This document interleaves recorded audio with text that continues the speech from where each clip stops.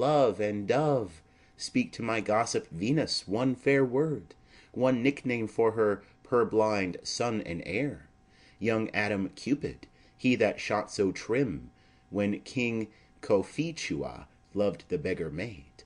He heareth not, he stirreth not, bee moveth not, the ape is dead, and I must conjure him. I conjure thee by Rosaline's bright eyes, by her high forehead and her scarlet lip, by her fine foot, straight leg, and quivering thigh, and the demesnes that there adjacent lie, that in thy likeness thou appear to us. Benvolio. And if he hear thee, thou wilt anger him. Mercutio. This cannot anger him. 'Twould anger him to raise a spirit in his mistress' circle of some strange nature, letting it there stand till she had laid it and conjured it down. That were some spite. My invocation is fair and honest in his mistress' name. I conjure only but to raise up him. Benvolio. Come, he hath hid himself among these trees, to be consorted with the humorous night. Blind is his love, and best befits the dark. Mercutio. If love be blind, love cannot hit the mark. Now will he sit under a medlar tree, and wish his mistress were that kind of fruit, as maids call medlars when they laugh alone. O Romeo, that she were, O that she were an open, etc., thou a popperin pear. Romeo, good night. I'll to my truckle bed. This field bed is too cold for me to sleep. Come, shall we go? Benvolio. Go then, for 'tis in vain to seek him here that means not to be found. Exeunt. Scene 2. Capulet's orchard. Enter Romeo. Romeo. He jests at scars that never felt a wound. Enter Juliet, above at a window. But soft, what light through yonder window breaks? It is the east, and Juliet is the sun. Arise, fair sun, and kill the envious moon, who is already sick and pale with grief that thou her maid art far more fair than she. Be not her maid, since she is envious. Her vestal livery is but sick and green, and none but fools do wear it. Cast it off. It is my lady.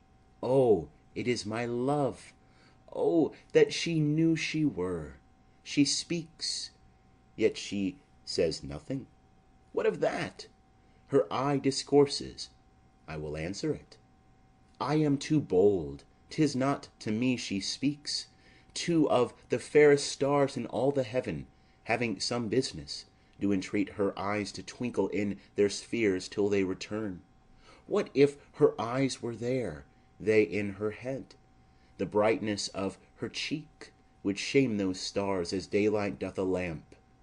Her eyes in heaven would through the airy region stream so bright that birds would sing and think it were not night.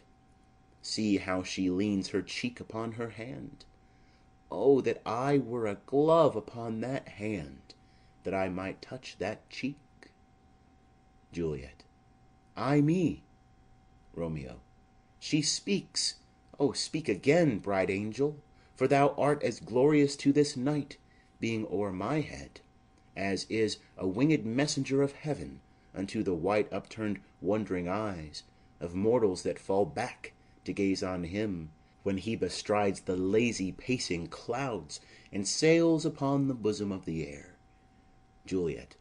O Romeo, Romeo, wherefore art thou Romeo? Deny thy father, and refuse thy name. Or, if thou wilt not, be but sworn my love, and I'll no longer be a Capulet. Romeo, aside. Shall I hear more, or shall I speak at this? Juliet. 'Tis but thy name that is my enemy. Thou art thyself, though not a Montague. What's Montague? It is nor hand, nor foot, nor arm, nor face, nor any other part belonging to a man. Oh, be some other name. What's in a name?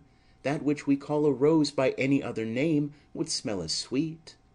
So Romeo would, were he not Romeo called.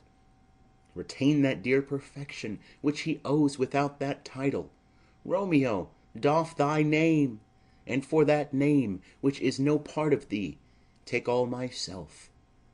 Romeo, I take thee at thy word. Call me but love, and I'll be new baptized. Henceforth I never will be Romeo. Juliet, what man art thou that, thus bescreened in night, so stumblest on my counsel? Romeo, by a name I know not how to tell thee who I am. My name, dear saint, is hateful to myself, because it is an enemy to thee. Had I it written, I would tear the word. Juliet, my ears have yet not drunk 100 words of that tongue's utterance, yet I know the sound. Art thou not Romeo, and a Montague? Romeo, neither, fair saint, if either thee dislike. Juliet, how camest thou hither? Tell me, and wherefore? The orchard walls are high and hard to climb, and the place death, considering who thou art, if any of my kinsmen find thee here. Romeo, with love's light wings did I o'erperch these walls, for stony limits cannot hold love out. And what love can do that dares love attempt? Therefore thy kinsmen are no let to me. Juliet, if they do see thee, they will murder thee. Romeo, alack, there lies more peril in thine eye than 20 of their swords. Look thou but sweet, and I am proof against their enmity. Juliet, I would not for the world they saw thee here. Romeo, I have night's cloak to hide me from their sight, and but thou love me, let them find me here. My life were better ended by their hate than death prorogued, wanting of thy love. Juliet, by whose direction foundest thou out this place? Romeo, by love, that first did prompt me to inquire. He lent me counsel, and I lent him eyes. I am no pilot, yet wert thou as far as that vast shore washed with the farthest sea, I would adventure for such merchandise. Juliet, thou knowest the mask of night is on my face, else would a maiden blush bepaint my cheek for that which thou hast heard me speak to-night. Fain would I dwell on form, fain deny what I have spoke, but farewell compliment. Dost thou love me? I know thou wilt say aye, and I will take thy word. Yet if thou swearest, thou mayst prove false. At lovers' perjuries they say Jove laughs. O gentle Romeo, if thou dost love, pronounce it faithfully, or if thou thinkest I am too quickly won, I'll frown and be perverse, and say thee nay, so thou wilt woo, but else not for the world. In truth, fair Montague, I am too fond, and therefore thou mayst think my haviour light. But trust me, gentlemen, I'll prove more true than those that have more cunning to be strange. I should have been more strange, I must confess, but that thou overheardst ere I was ware, my true love passion. Therefore pardon me, and not impute this yielding to light love, which the dark night hath so discovered. Romeo, lady, by yonder blessed moon I swear, that tips with silver all these fruit tree tops. Juliet, oh, swear not by the moon, the inconstant moon that monthly changes in her circled orb, lest that thy love prove likewise variable. Romeo, what shall I swear by? Juliet, do not swear at all, or if thou wilt, swear by thy gracious self, which is the god of my idolatry, and I'll believe thee. Romeo, if my heart's dear love. Juliet, well, do not swear. Although I joy in thee, I have no joy of this contract to-night. It is too rash, too unadvised, too sudden, too like the lightning, which doth cease to be ere one can say it lightens. Sweet, good night. This bud of love by summer's ripening breath may prove a beauteous flower when next we meet. Good night, as sweet repose and rest come to thy heart as that within my breast. Romeo. Oh, wilt thou leave me so unsatisfied? Juliet. What satisfaction canst thou have tonight? Romeo. The exchange of thy love's faithful vow for mine. Juliet. I gave thee mine before thou didst request it, and yet I would it were to give again. Romeo. Wilt thou withdraw it? For what purpose, love? Juliet. But to be frank, and give it thee again, and yet I wish but for the thing I have. My bounty is as boundless as the sea. My love is deep. The more I give to thee, the more I have, for both are infinite. I hear some noise within. Dear love, adieu. Nurse calls within. Anon, good nurse. Sweet Montague, be true. Stay but a little. I will come again. Exit. Romeo. O blessed, blessed night! I am afeard, being in night. All this is but a dream, too flattering sweet to be substantial. Enter Juliet above. Juliet. 3 words, dear Romeo, and good night indeed. If that thy bent of love be honorable, thy purpose marriage, send me word tomorrow, by one that I'll procure to come to thee, where and what time thou wilt perform the rite, and all my fortunes at thy foot I'll lay, and follow thee, my lord, throughout the world. Nurse, within. Madam! Juliet. I come anon. But if thou meanest not well, I do beseech thee. Nurse, within. Madam! Juliet. By and by I come. To cease thy suit and leave me to my grief, tomorrow will I send. Romeo. So thrive my soul. Juliet. 1,000 times good night. Exit. Romeo. 1,000 times the worse to want thy light. Love goes toward love as schoolboys from their books, but love from love toward school with heavy looks. Enter Juliet again, above. Juliet. Hist, Romeo, hist! Oh, for a falconer's voice to lure this tassel gentle back again. Bondage is hoarse, and may not speak aloud. Else would I tear the cave where echo lies, and make her airy tongue more hoarse than mine with repetition of my Romeo's name. Romeo! Romeo. It is my soul that calls upon my name. How silver sweet sound lovers' tongues by night, like softest music to attending ears. Juliet. Romeo! Romeo. My dear? Juliet. At what o'clock tomorrow shall I send to thee? Romeo. By the hour of 9. Juliet. I will not fail. 'Tis 20 years till then. I have forgot why I did call thee back. Romeo. Let me stand here till thou remember it. Juliet. I shall forget, to have thee still stand there, remembering how I love thy company. Romeo. And I'll still stay, to have thee still forget, forgetting any other home but this. Juliet. 'Tis almost morning. I would have thee gone, and yet no farther than a wanton's bird, that lets it hop a little from her hand, like a poor prisoner in his twisted gyves, and with a silk thread plucks it back again, so loving jealous of his liberty. Romeo. I would I were thy bird. Juliet. Sweet, so would I. Yet I should kill thee with much cherishing. Good night, good night. Parting is such sweet sorrow, that I shall say good night till it be morrow. Exit. Romeo. Sleep dwell upon thine eyes, peace in thy breast. Would I were sleep and peace, so sweet to rest. Hence will I to my ghostly father's cell, his help to crave, and my dear hap to tell. Exit. Scene 3. Friar Lawrence's cell. Enter Friar, Lawrence alone, with a basket. Friar.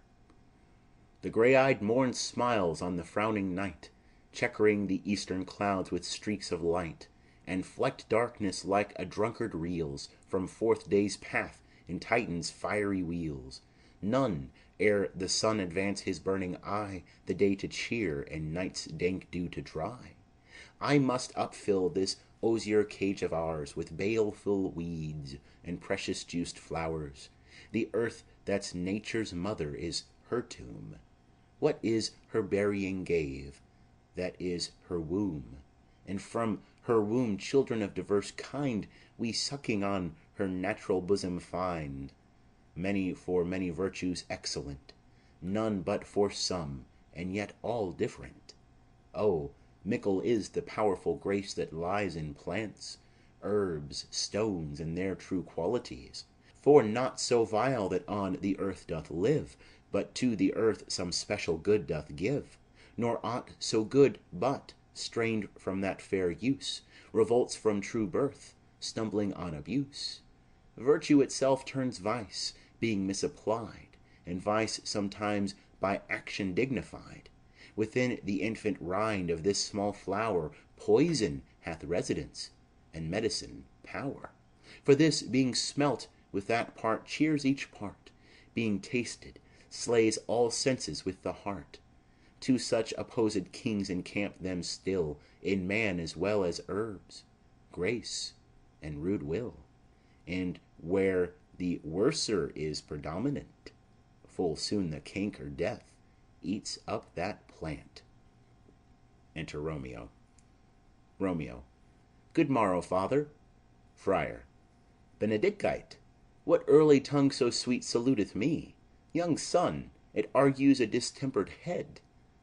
So soon to bid good morrow to thy bed, care keeps his watch in every old man's eye, and where care lodges, sleep will never lie. But where unbruised youth with unstuffed brain doth couch his limbs, there golden sleep doth reign. Therefore thy earliness doth me assure thou art uproused with some distemperature. Or if not so, then here I hit it right, our Romeo hath not been in bed tonight. Romeo. That last is true, the sweeter rest was mine. Friar. God pardon sin, wast thou with Rosaline? Romeo. With Rosaline, my ghostly father? No, I have forgot that name, and that name's woe. Friar. That's my good son. But where hast thou been, then? Romeo. I'll tell thee ere thou ask it me again. I have been feasting with mine enemy, where on a sudden one hath wounded me, that's by me wounded. Both are remedies within thy help, and holy physic lies. I bear no hatred, blessed man, for lo, my intercession likewise steads my foe. Friar. Be plain, good son, and homely in thy drift. Riddling confession finds but riddling shrift. Romeo. Then plainly know, my heart's dear love is set on the fair daughter of rich Capulet, as mine on hers, so hers is set on mine. And all combined, save what thou must combine by holy marriage, when and where and how we met, we wooed and made exchange of vow, I'll tell thee as we pass, but this I pray, that thou consent to marry us today. Friar. Holy Saint Francis, what a change is here! Is Rosaline, that thou didst love so dear, so soon forsaken? Young men's love then lies, not truly in their hearts, but in their eyes. Jesu Maria, what a deal of brine hath washed thy sallow cheeks for Rosaline! How much salt water thrown away in waste, to season love that of it doth not taste! The sun not yet thy sighs from heaven clears, thy old groans ring yet in mine ancient ears. Lo, here upon thy cheek the stain doth sit of an old tear that is not washed off yet. If e'er thou wast thyself, and these woes thine, thou and these woes were all for Rosaline. And art thou changed? Pronounce this sentence then: women may fall when there's no strength in men. Romeo. Thou chidest me oft for loving Rosaline. Friar. For doting, not for loving, pupil mine. Romeo. And badst me bury love. Friar. Not in a grave, to lay one in, another out to have.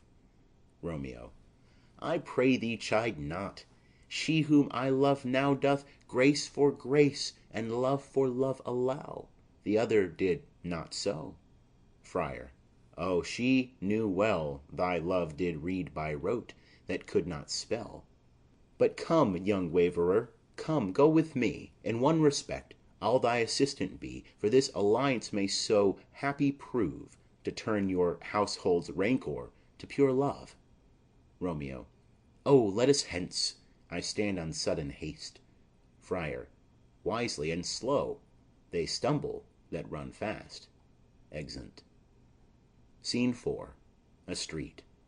Enter Benvolio and Mercutio. Mercutio. Where the devil should this Romeo be? Came he not home to-night? Benvolio.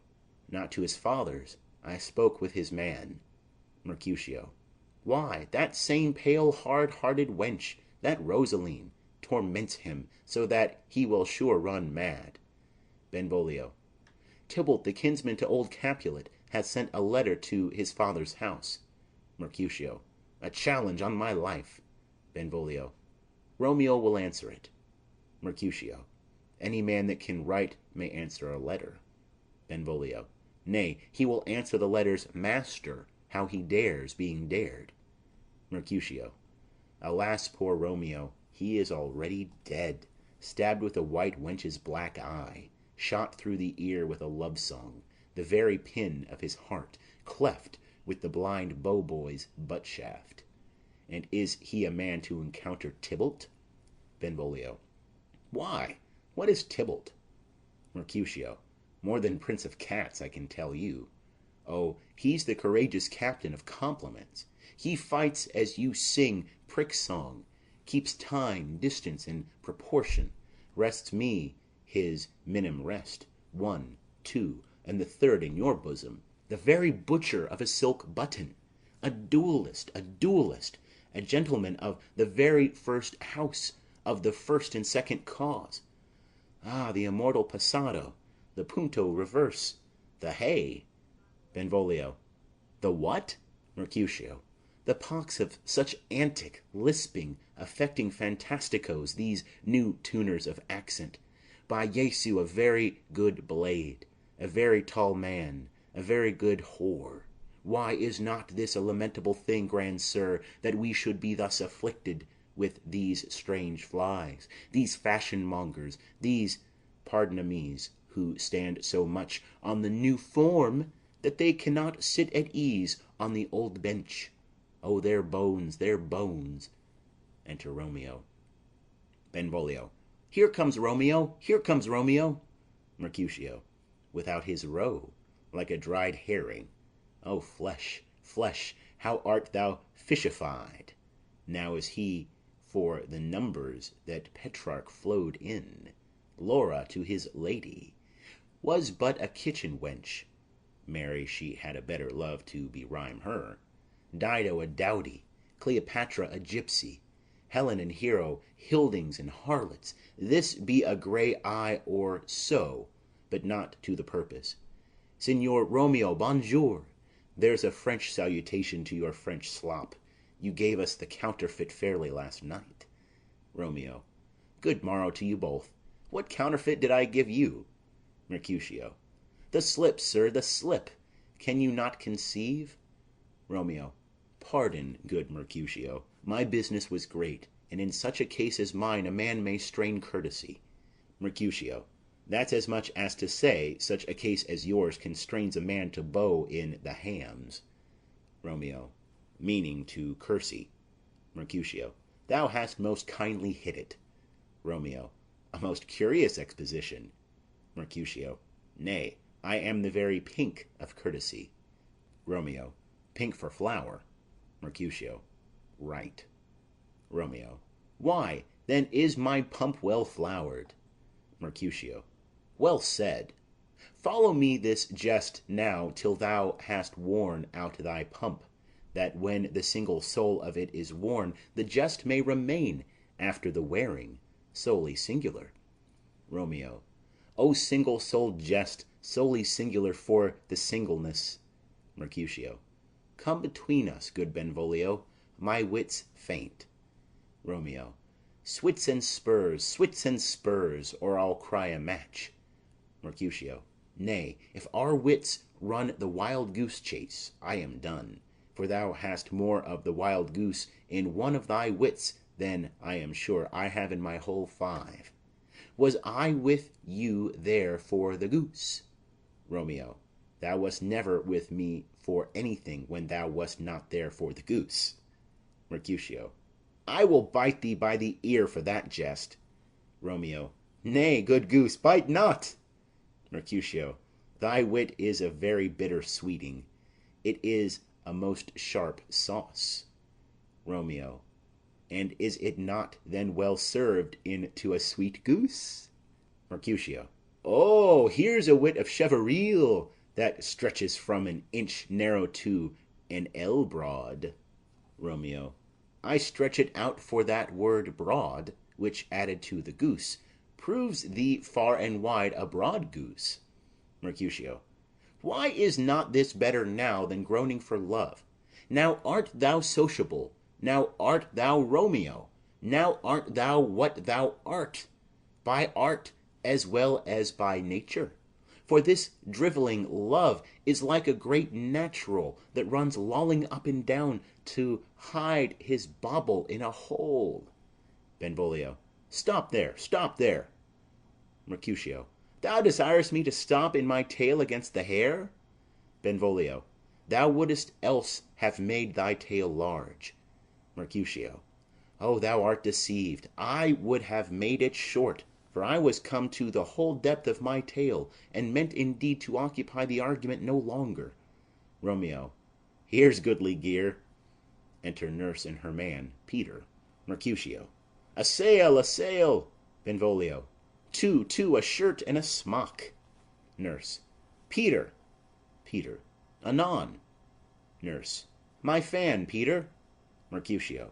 Good Peter, to hide her face, for her fan's the fairer face of the two. Nurse. God ye good morrow, gentlemen. Mercutio. God ye gooden, fair gentlewoman. Nurse. Is it gooden? Mercutio. 'Tis no less, I tell ye, for the bawdy hand of the dial is now upon the prick of noon. Nurse. Out upon you! What a man are you? Romeo. One gentlewoman that God hath made for himself to mar. Nurse. By my troth, it is well said, for himself to mar. Quoth a gentleman, can any of you tell me where I may find the young Romeo? Romeo. I can tell you, but young Romeo will be older when you have found him than he was when you sought him. I am the youngest of that name, for fault of a worse. Nurse. You say well. Mercutio. Yea, is the worst well? Very well took, in faith, wisely. Nurse. If you be he, sir, I desire some confidence with you. Benvolio. She will indite him to some supper. Mercutio. A bawd. So, ho. Romeo. What hast thou found? Mercutio. No hare, sir, unless a hare, sir, in a Lenten pie.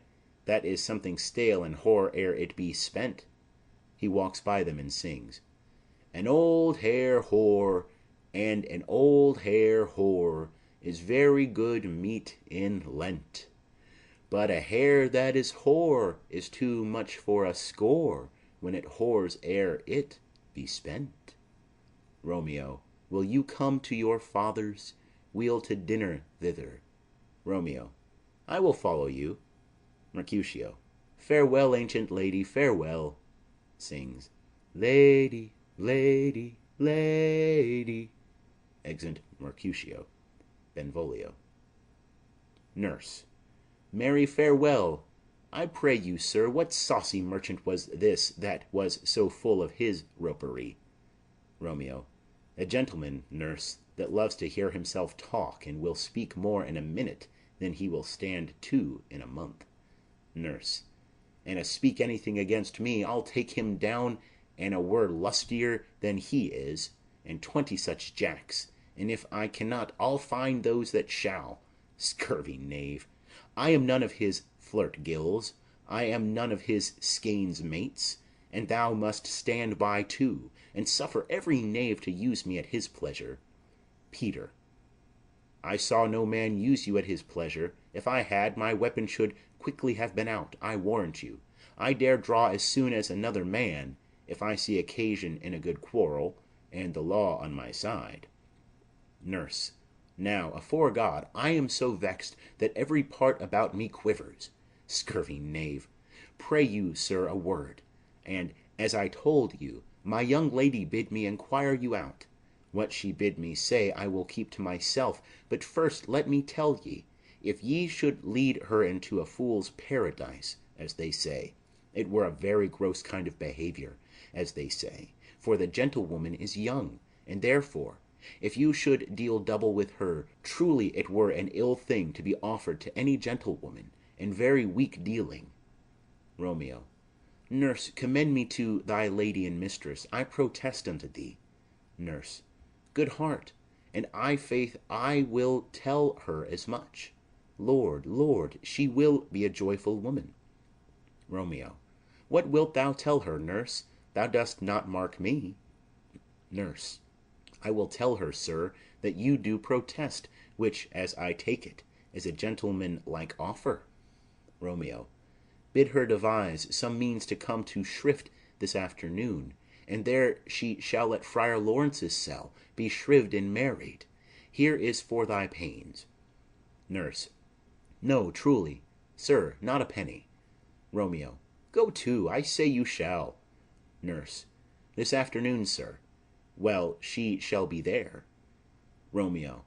And stay, good nurse, behind the abbey wall. Within this hour my man shall be with thee, and bring thee cords made like a tackled stair, which to the high topgallant of my joy must be my convoy in the secret night.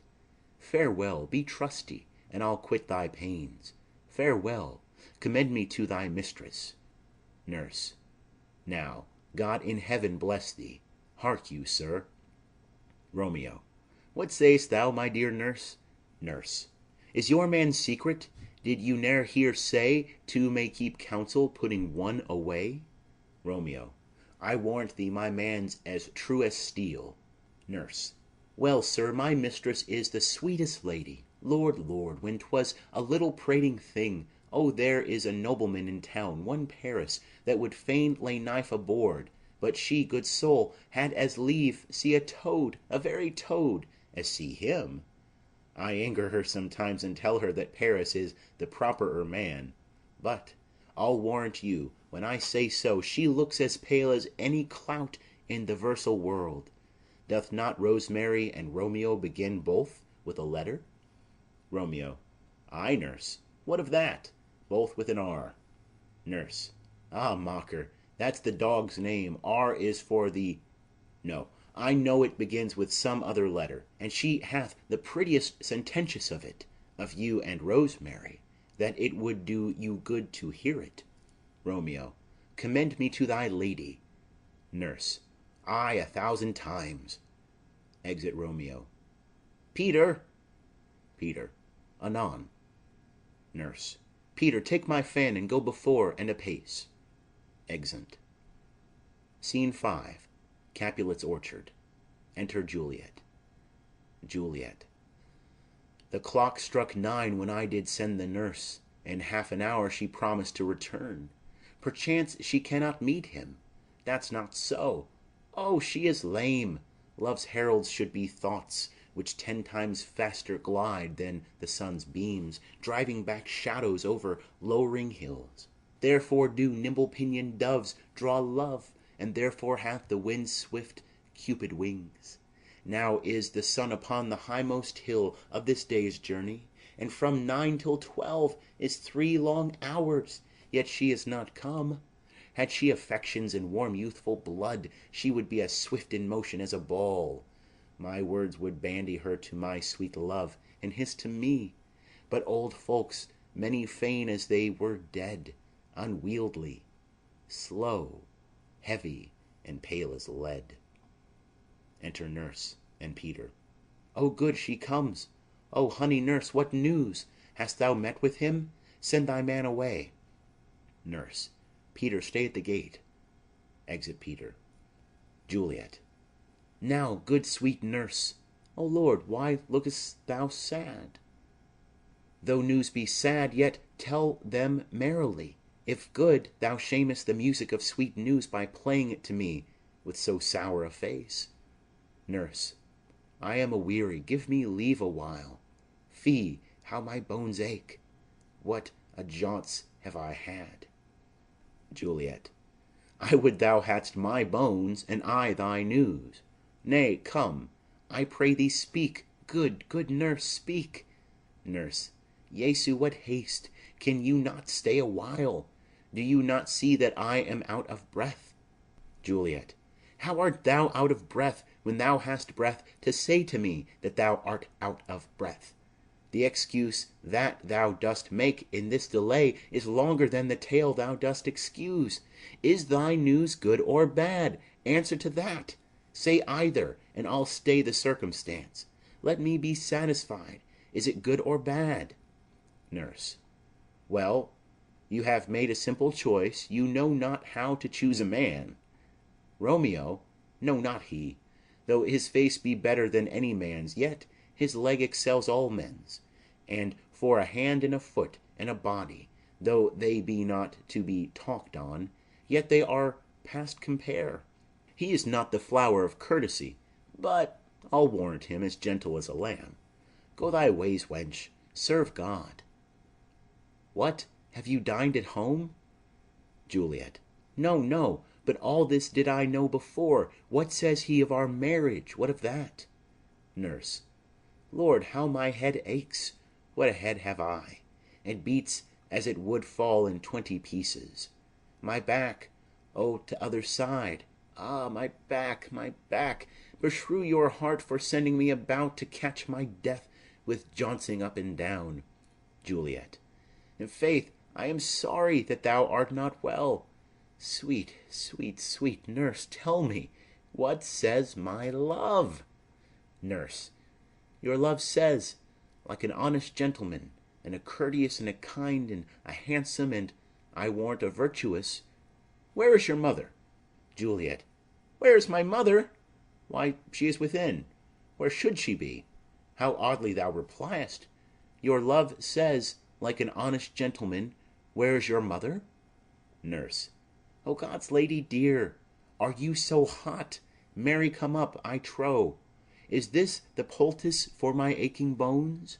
Henceforward do your messages yourself. Juliet. Here's such a coil. Come, what says Romeo? Nurse. Have you got leave to go to shrift to-day? Juliet. I have. Nurse. Then hie you hence to Friar Lawrence's cell. There stays a husband to make you a wife. Now comes the wanton blood up in your cheeks. They'll be in scarlet straight at any news. Hie you to church. I must another way, to fetch a ladder, by the which your love must climb a bird's nest soon when it is dark. I am the drudge, and toil in your delight, but you shall bear the burthen soon at night. Go, all to dinner. Hie you to the cell. Juliet. He to high fortune. Honest nurse, farewell. Exeunt. Scene 6. Friar Lawrence's cell. Enter Friar Lawrence and Romeo. Friar. So smile the heavens upon this holy act, that after hours with sorrow chide us not. Romeo. Amen, amen. But come what sorrow can, it cannot countervail the exchange of joy that one short minute gives me in her sight. Do thou but close our hands with holy words, then love-devouring death do what he dare. It is enough I may but call her mine. Friar. These violent delights have violent ends, and in their triumph die, like fire and powder, which, as they kiss, consume.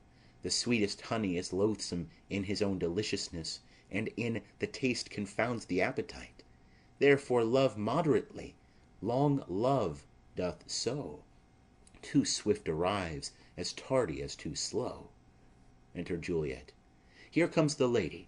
Oh, so light of foot will ne'er wear out the everlasting flint. A lover may bestride the gossamer that idles in the wanton summer air, and yet not fall, so light is vanity. Juliet. Good even to my ghostly confessor. Friar. Romeo shall thank thee, daughter, for us both. Juliet. As much to him, else is his thanks too much. Romeo.